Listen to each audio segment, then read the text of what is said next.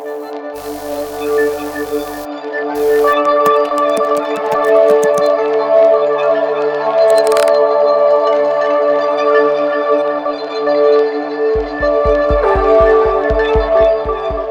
video is called Strophe, a turning, and the title is quite important for the concept of the work. So strophe is, in ancient Greek theater, the lines spoken by the chorus while turning. So as the chorus turns, they speak these lines. And I use this idea of the strophe to both conceive the structure of the work and also the content of the work. So the video is conceived as a two-screen work. The viewer watches one screen, and then the viewer turns around to watch the other screen. And in this way, the public reenacts the idea of the chorus. The turning also is implicit in how the narrative is structured, because within the film, we have a turn of events, the turn of action. The events I'm talking about really starts with a fellowship I received from the Vetenskapsrådet in order to create a body of work about the history of messages in bottles.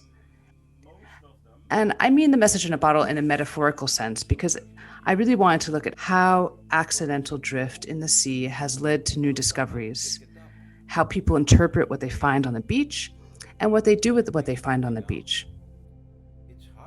The two of the sites I had planned to visit during my fellowship were in Greece, in the Aegean Sea. One was the island of Symi, which is the home of the patron saint of messages in bottles, and the other was the island of Lesbos, which, legend has it, is the source of the first message in a bottle that was launched into the sea to measure the ocean currents. I, like many other people, this would have been 2014, 2015, became increasingly distressed about the dangerous sea crossings people had to make in order to claim asylum in Europe. And this included the islands that I planned to work with. So at this moment, we have like the first turn of the narrative, in that I really had to ask myself, how could I continue working on a project about messages in bottles while also ignoring the brutal reality that was unfolding on the shores of Europe? And the video Strophe Turning is a result of these questions.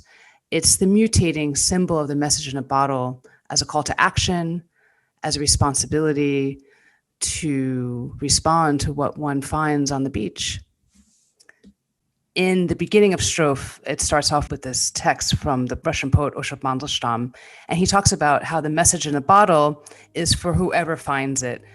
And for me, this is what I believe the viewer brings to the work. The viewer completes the work. The work cannot be completed without the viewer to watch it, without the viewer to find it, so to speak.